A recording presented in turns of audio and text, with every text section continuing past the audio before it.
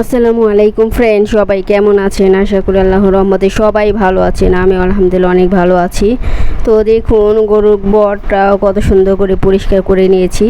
তো দেখুন কত সাদা, একবারে সাদা দবদবা হয়ে গেছে গা। তো এই বটটা আমি রান্না করব। এখন কিভাবে রান্না করি, তো সবাই গরুর ভুঁড়ি বা বট বলি আমরা এটা। তো সবাই আমার পুরো ভিডিওটি দেখবেন এবং শুরুতেই লাইক দিবেন এবং ভিডিও শেষে কমেন্ট করবেন। আর দেখুন আমি বটটা ভালো করে পরিষ্কার করে নিয়েছি। এখন একটু গরম পানি দিয়ে বটের একটা এক্সট্রা গোবরের গন্ধ থাকে, সেটা আমি একটু হলুদ দিয়ে এখন এই বলক দিতেছি, এই পানিটা ফেলে দিব। তারপর আমি বটটা রান্না করব। তো এইভাবে আপনারা পরিষ্কার করে যদি এইভাবে সিদ্ধ করে পানিটা ফেলে দেন, তাহলে দেখবেন বটের যে একটা গন্ধ থাকে গোবরের, সেই গন্ধটা থাকবে না, চলে যাবে। তো সবাই পুরো ভিডিও দেখুন আমি এখানে গরম মশলা দিয়ে দিলাম তেলের ভিতরে, দারচিনি, এলাচ, যা যা লাগে সব দিয়ে দিলাম। তারপর আমি এখন পেঁয়াজটা দিয়ে দিব। পেঁয়াজটা দিয়ে তারপর আমি বটটা রান্না করব। দেখুন আমি এখন পেঁয়াজ দিয়ে দিলাম। পেঁয়াজটা এখন তেলের মধ্যে ভালো করে ভাজবো। তো যারা যারা আমার চ্যানেলটিকে সাবস্ক্রাইব করছেন সবাইকে অনেক অনেক ধন্যবাদ। আর যারা করেনি প্লিজ আমার পুরো ফুল ভিডিও দেখে সাবস্ক্রাইব করবেন। ভালো লাগলে বেল আইকনটা বাজিয়ে দিবেন, যখন পরবর্তীতে আমি ভিডিও আপলোড করব আপনার কাছে পৌঁছে যাবে। তো দেখুন আমার পেঁয়াজটা ভালো করে ভেজে নিয়েছি, ব্রাউন কালার, বাদামি কালার করব। বাদামি কালার করে পেঁয়াজটা আমি ভাজবো।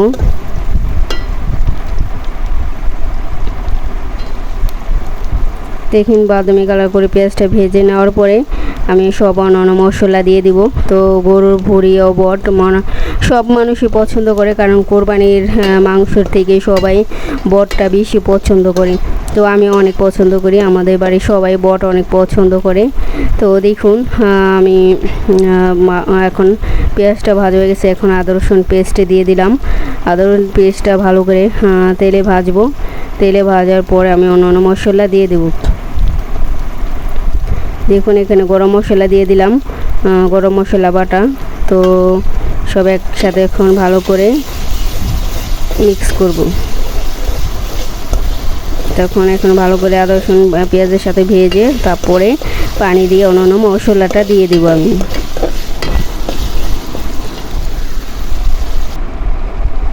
তো দেখুন এখন আমি এখানে হলুদ গুঁড়ো আর ধনিয়া গুঁড়ো মিক্স করা আছে, তো ধনিয়া গুঁড়ো দিয়ে দিলাম। আমি জিরো গুঁড়োটা পরে দিব। আর এখানে লাল মরিচ দিয়ে দিলাম। দেখুন তারপর আমি এখন মশলাটা ভালো করে কষিয়ে নেব।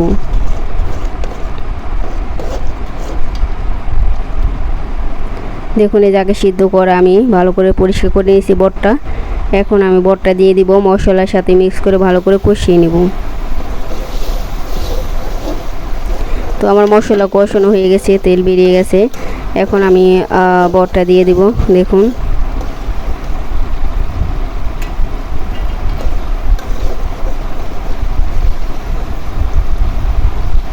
তো আমার মশলাটা কষানো হয়ে গেছে, এখন আমি বটটা দিয়ে দিব।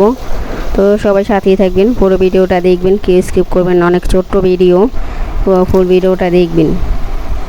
তো দেখুন আমি বটটা দিয়ে দিলাম। এখন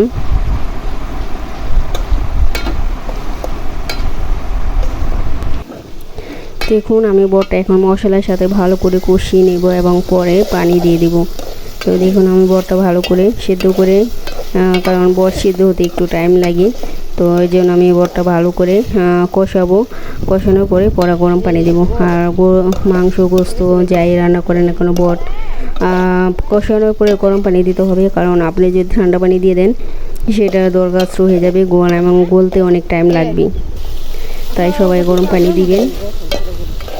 দেখুন আমার বটটা ভালো করে কষিয়ে নিতেছি এখন আমি।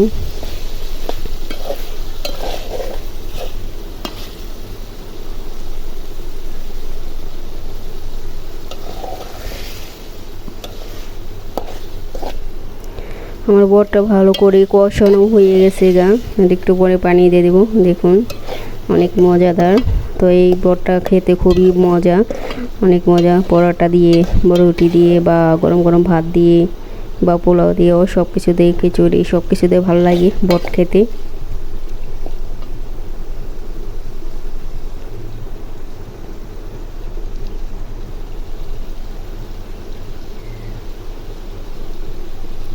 দেখুন আমি এখন গরম পানি দিয়ে দিলাম,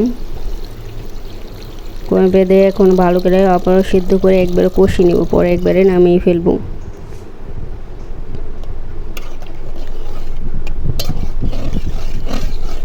তো আমি পানিটা দিয়ে দিলাম। দেখুন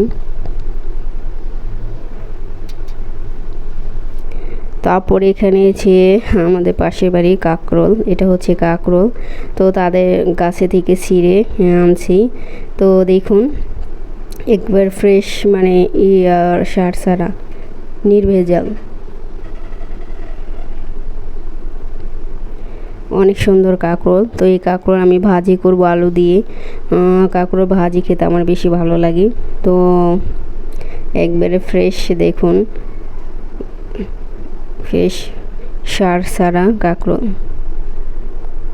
তো এখন আমি একটা কড়াইয়ের ভিতরে তেল দিয়ে দিছি, তেল দেওয়ার পরে শুকনো মরিচ দিয়ে দিলাম একটা, আর এখানে রসুন আর পেঁয়াজটা ভেজে নিলাম তেলের ভিতরে।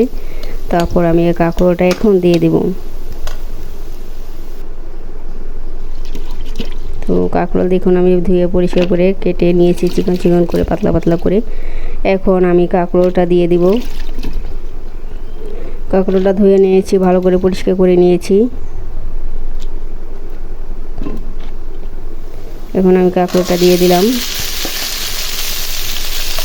কাঁকরোলটা ভালো করে এখন মশলার সাথে কষিয়ে নেব, পেঁয়াজ মরিচের সাথে।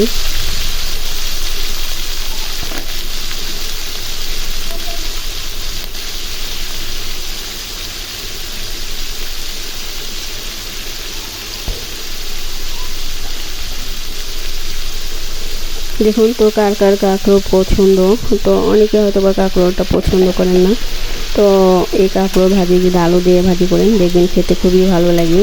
তো দেখুন আমি সবগুলো কাঁকরোল ভালো করে দিয়েছি। এখন এই কাঁকরোল ভাজিতে নিচে যা পানি আছে এতটুকু শুকিয়ে যাবে। তো বেশি পানি দেওয়ার দরকার নাই ভাজিতে, কারণ তরকারি হলে একটু পানি বেশি লাগে। আর ভাজিতে অল্প, মানে যতটুকু পানি থাকে নিয়েছে অতটুকুতে সিদ্ধ হয়ে যাবে। তারপর আমি এখানে পরিমাণ মতো লবণ দিয়ে দিলাম। আর লবণ দেখে পরে যদি বেশি লাগে বা কম হয় তখন দিয়ে নেবেন। আপাতত যা রান্না করেন না কেন সবাই কম লবণ দিয়ে রান্না করবেন, যাতে লবণ বেশি না হয়। বেশি হলে ভালো, মানে খেতে ভালো লাগবে না, আর কম হলে পরে দিয়ে খাওয়া যাবে, ঠিক না? তো যারা যারা সুন্দর সুন্দর কমেন্ট করেন তাদেরকে অনেক অনেক ধন্যবাদ। সবাই প্লিজ আমার পুরো ভিডিওটা দেখবেন, ফুল ভিডিও, এবং সবাই সাবস্ক্রাইব করবেন আর বেল আইকনটা বাজিয়ে দিবেন। পরবর্তী যখন আমি ভিডিও আপলোড করব তখন আপনার কাছে পৌঁছে যাবে। তো দেখুন আমার বট রান্না, গরু ভুড়ি বা বট রান্না আর কাঁকরোল ভাজিটা কেমন হয়েছে সবাই আমাকে বলবেন।